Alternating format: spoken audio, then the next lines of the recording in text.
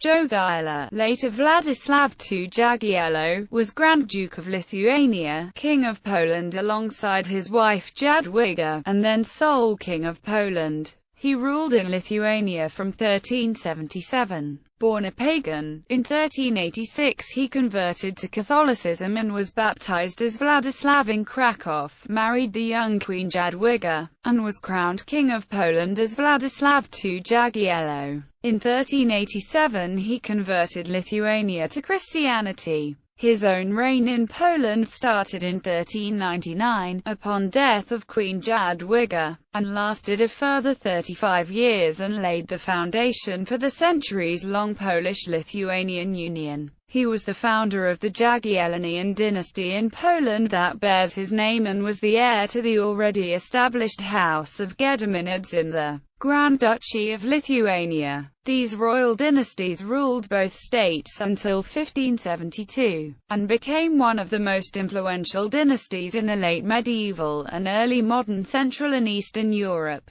During his reign, the Polish-Lithuanian state was the largest state in the Christian world. Jogaila was the last pagan ruler of medieval Lithuania. After he became King of Poland, as a result of the Union of Crewe, the newly formed Polish-Lithuanian Union confronted the growing power of the Teutonic Knights. The Allied victory at the Battle of Grunwald in 1410, followed by the Peace of Thorn, secured the Polish and Lithuanian borders and marked the emergence of the Polish-Lithuanian alliance as a significant force in Europe. The reign of Władysław II Jagiełło extended Polish frontiers and is often considered the beginning of Poland's Golden Age. Early life. Lithuania. Little is known of Jogaila's early life, and even his year of birth is not certain. Previously historians assumed he was born in 1352, but some recent research suggests a later date, about 1362. He was a descendant of the Gediminid dynasty and was probably born in Vilnius.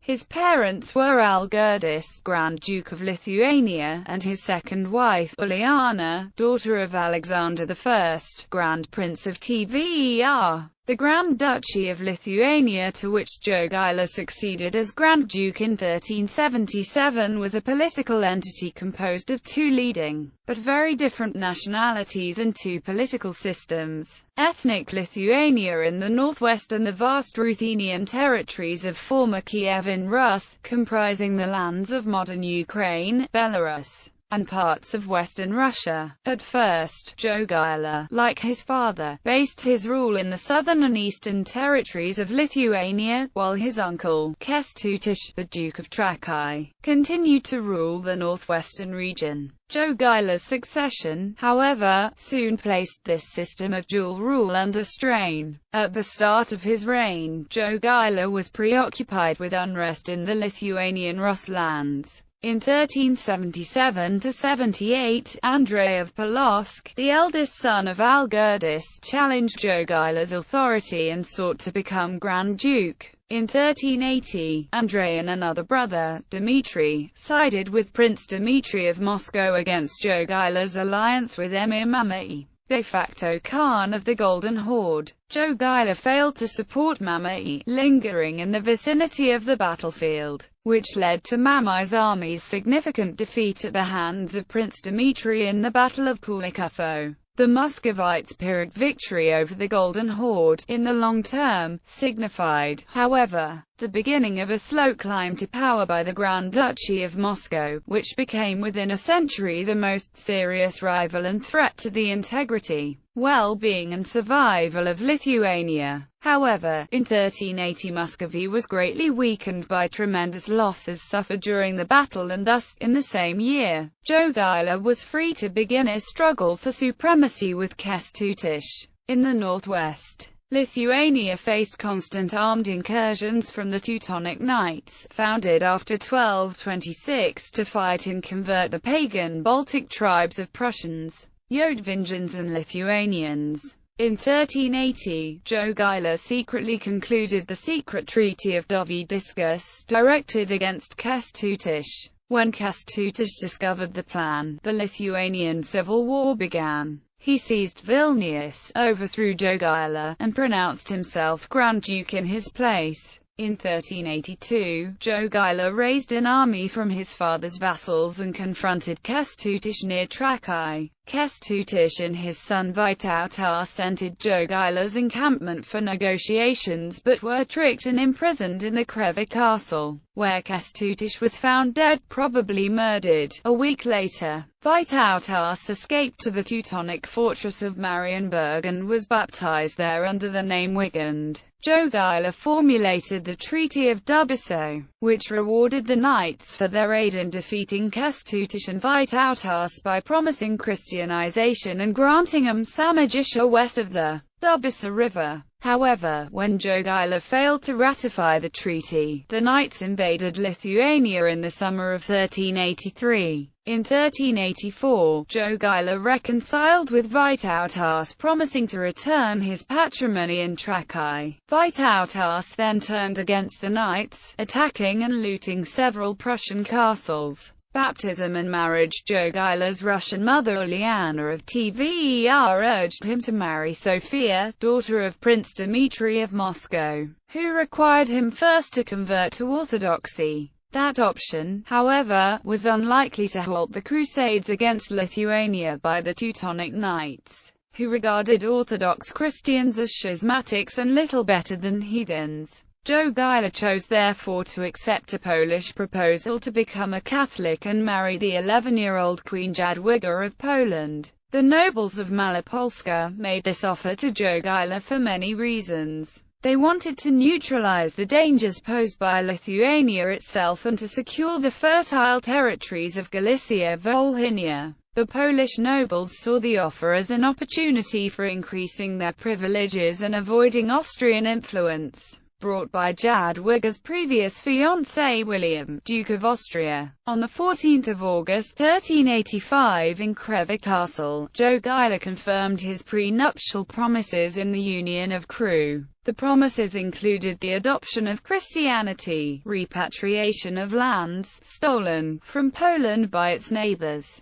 and terras suas Lithuaniae Russiae coronae regni Poloniae perpetua applicare, a clause interpreted by historians to mean anything from a personal union between Lithuania and Poland to a complete incorporation of Lithuania into Poland. The agreement at Kreva has been described both as far-sighted and as a desperate gamble. Jogaila was duly baptized at the Warhol Cathedral in Kraków on 15 February 1386 and from then on formally used the name Władysław or Latin versions of it. The marriage took place 3 days later, and on 4 March 1386 Jogaila was crowned King Władysław by Archbishop Bodzantur. He was also to be legally adopted by Jadwiga's mother, Elizabeth of Bosnia, so retaining the throne in the event of Jadwiga's death. The royal baptism triggered the conversion of most of Jogaila's court and noblemen, as well as mass baptisms in Lithuanian rivers.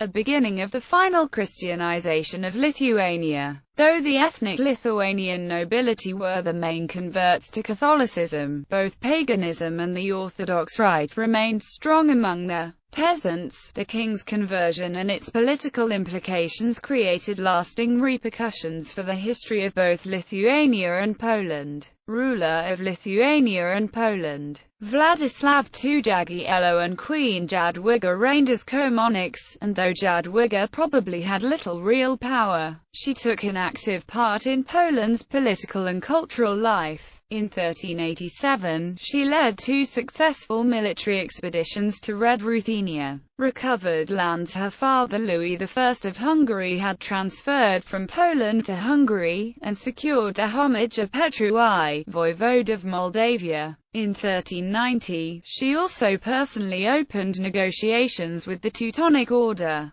Most political responsibilities, however, fell to Jagiello, with Jadwiga attending to the cultural and charitable activities for which she is still revered. Soon after Jagiello's accession to the Polish throne, Jagiello granted Vilnius a city charter like that of Kraków, modeled on the Magdeburg law, and Vytautas issued a privilege to a Jewish commune of Trakai on almost the same terms as privileges issued to the Jews of Poland in the reigns of Bolesław the Pious and Casimir the Great. Władysław's policy of unifying the two legal systems was partial and uneven at first, but achieved a lasting influence. By the time of the Union of Lublin in 1569, there was not much difference between the administrative and judicial systems in force in Lithuania and Poland. One effect of Jagiello's measures was to be the advancement of Catholics in Lithuania at the expense of Orthodox elements. In 1387 and 1413, for example, Lithuanian Catholic boyars were granted special judicial and political privileges denied to the Orthodox boyars. As this process gained momentum, it was accompanied by the rise of both Rus and Lithuanian identity in the 15th century. Challengers Jagiello's baptism failed to end the crusade of the Teutonic Knights, who claimed his conversion was a sham, perhaps even a heresy, and renewed their incursions on the pretext that pagans remained in Lithuania. From then on, however, the order found it harder to sustain the cause of a crusade and faced the growing threat to its existence posed by the Kingdom of Poland and a genuinely Christian Lithuania alliance. Władysław sponsored the creation of the Diocese of Vilnius under Bishop Andrzej Wasilko, the former confessor of Elizabeth of Hungary. The bishopric, which included Samogitia, then largely controlled by the Teutonic Order, was subordinated to the See of Gniezno and not to that of Teutonic Königsberg. The decision may not have improved Władysław's relations with the order, but it served to introduce closer ties between Lithuania and Poland, enabling the Polish Church to freely assist its Lithuanian counterpart. In 1389, Władysław's rule in Lithuania faced a revived challenge from Vytautas, who resented the power given to Jagiello in Lithuania at the expense of his own patrimony. Vytautas started a civil war in Lithuania, aiming to become the Grand Duke. On 4 September 1390, the joint forces of Vytautas and the Teutonic Grand Master, Konrad von Wallenrode, laid siege to Vilnius, which was held by Władysław's regent Jagiello with combined Polish, Lithuanian and Ruthenian troops. Although the knights lifted the siege of the castle after a month, they reduced much of the outer city to ruins. This bloody conflict was eventually brought to a temporary halt in 1392 with the Treaty of Ostro, by which Władysław handed over the government of Lithuania to his cousin in exchange for peace. Vytautas was to rule Lithuania as the Grand Duke until his death, under the overlordship of the Supreme Duke in the person of the Polish monarch. Jagiello was moved from the Duchy of Trakai to become Prince of Kiev. Vytautas initially accepted his status but soon began to pursue Lithuania's independence from Poland. The protracted period of war between the Lithuanians and the Teutonic Knights was ended on 12 October 1398 by the Treaty of Salinas, named after the islet in the Neman River where it was signed. Lithuania agreed to cede Samogitia and assist the Teutonic Order in a campaign to seize Pskov, while the Order agreed to assist Lithuania in a campaign to seize Novgorod. Shortly afterwards, Vytautas was crowned as a king by local nobles, but the following year his forces and those of his ally, Khan Toktamish of the White Horde, were crushed by the Timurids at the Battle of the Vorskla River, ending his imperial ambitions in the east and obliging him to submit to Władysław's protection once more. King of Poland. On the 22nd of June 1399, Jadwiga gave birth to a daughter, baptized Elizabeth Bonifacia, but within a month the mother and daughter died, leaving Władysław sole ruler of the Kingdom of Poland and without an heir nor much legitimacy to rule the kingdom. Jadwiga's death undermined Władysław's right to the throne, and as a result old conflicts between the nobility of Lesser Poland, generally sympathetic to Władysław, and the gentry of Greater Poland began to surface. In 1402, Władysław answered the rumblings against his rule by marrying Anna of Celje, a granddaughter of Casimir III of Poland, a political match which re-legitimized his reign. The Union of Vilnius and Radom of 1401 confirmed Vytautas's status as Grand Duke under Władysław's overlordship, while assuring the title of Grand Duke to the heirs of Władysław rather than those of Vytautas. Should Władysław die without heirs, the Lithuanian boyars were to elect a new monarch. Since no heir had yet been produced by either monarch, the act's implications were unforeseeable, but it forged bonds between the Polish and Lithuanian nobility and a permanent defensive alliance between the two states, strengthening Lithuania's hand for a new war against the Teutonic Order in which Poland officially took no part.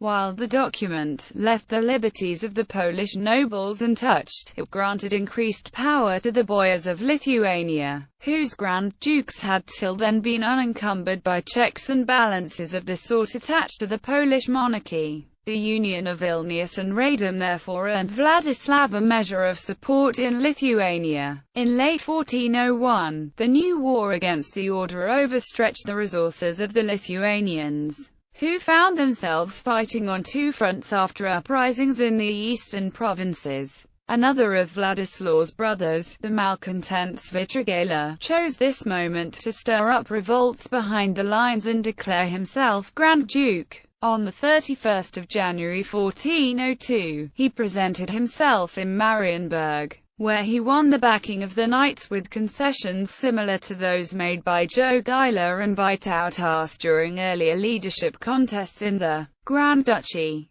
Against the Teutonic Order, the war ended in the Treaty of Ratios on the 22nd of May 1404. Władysław acceded to the formal cession of Samogitia, and agreed to support the order's designs on Pskov. In return, Konrad von Jungingen undertook to sell Poland the disputed Dobrin land in the town of Zolotoryja, once pawned to the order by Władysław Opolski, and to support Vytautas in a revived attempt on Novgorod. Both sides had practical reasons for signing the treaty at that point. The order needed time to fortify its newly acquired lands, the Poles and Lithuanians to deal with territorial challenges in the east and in Silesia. Also in 1404, Władysław held talks at Wrocław with Wenceslas IV of Bohemia, who offered to return Silesia to Poland if Władysław supported him in his power struggle within the Holy Roman Empire. Władysław turned the deal down with the agreement of both Polish and Silesian nobles, unwilling to burden himself with new military commitments in the West. Polish-Lithuanian Teutonic War. In December 1408, Władysław and Vytautas held strategic talks in Noworudik Castle, where they decided to foment a Samogitian uprising against Teutonic rule to draw German forces away from Pomerelia. Władysław promised to repay Vytautas for his support by restoring Samogitia to Lithuania in any future peace treaty. The uprising, which began in May 1409, at first provoked little reaction from the knights, who had not yet consolidated their rule in Samogitia by building castles, but by June their diplomats were busy lobbying Władysław's court at Oborniki, warning his nobles against Polish involvement in a war between Lithuania and the Order. Władysław, however, bypassed his nobles and informed new Grand Master Ulrich von Jungingen that if the knights acted to suppress Samogitia, Poland would intervene. This stung the order into issuing a declaration of war against Poland on 6 August, which Władysław received on 14 August in Nowy Korczyn. The castles guarding the northern border were in such bad condition that the knights easily captured those at Zolotoryja, Dobryn and Bobrowniki, the capital of Dobryn land, while German burghers invited them into Bydgoszcz. Władysław arrived on the scene in late September, retook Bydgoszcz within a week, and came to terms with the order on 8 October. During the winter, the two armies prepared for a major confrontation. Władysław installed a strategic supply depot at Plock in Masovia and had a pontoon bridge constructed and transported north down the Vistula. Meanwhile, both sides unleashed diplomatic offensives. The knights dispatched letters to the monarchs of Europe, preaching their usual crusade against the heathens. Władysław countered with his own letters to the monarchs, accusing the order of planning to conquer the whole world. Such appeals successfully recruited many foreign knights to each side. Wenceslas IV of Bohemia signed a defensive treaty with the Poles against the Teutonic Order. His brother, Sigismund of Luxembourg, allied himself with the order and declared war against Poland on 12 July, though his Hungarian vassals refused his call to arms. Battle of Grunwald. When the war resumed in June 1410, Władysław advanced into the Teutonic heartland at the head of an army of about 20,000 mounted nobles, 15,000 armed commoners, and 2,000 professional cavalry mainly hired from Bohemia. After crossing the Vistula over the pontoon bridge at Szawinsk, his troops met up with those of Vytautas, whose 11,000 light cavalry included Ruthenians and Tartars. The Teutonic Order's army numbered about 18,000 cavalry, mostly Germans, and 5,000 infantry. On 15 July, at the Battle of Grunwald, after one of the largest and most ferocious battles of the Middle Ages, the Allies won a victory so overwhelming that the Teutonic Order's army was virtually annihilated, with most of its key commanders killed in combat, including Grand Master Ulrich von Jungingen and Grand Marshal Friedrich von Wallenrode. Thousands of troops were reported to have been slaughtered on either side. The road to the Teutonic capital Marienburg now lay open, the city undefended, but for reasons the sources do not explain, Władysław hesitated to pursue his advantage. On 17 July, his army began a labored advance, arriving at Marienburg only on 25 July, by which time the new Grand Master, Heinrich von Plaren, had organized his defense of the fortress. The apparent half-heartedness of the ensuing siege, called off by Władysław on 19 September, has been ascribed variously to the impregnability of the fortifications, to high casualty figures among the Lithuanians, to Władysław's unwillingness to risk further casualties, or to his desire to keep the order weakened but undefeated as to not upset the balance of power between Poland and Lithuania, but a lack of sources precludes a definitive explanation.